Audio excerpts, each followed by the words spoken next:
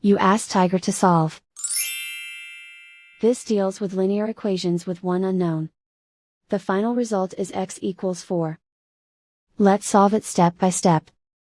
Group all constants on the right side of the equation. Subtract 20 from both sides. Group like terms. Simplify the arithmetic.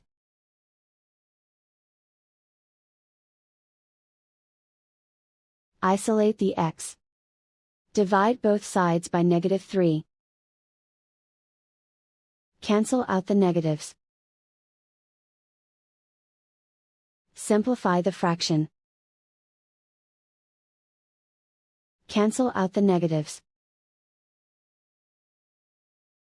Find the greatest common factor of the numerator and denominator.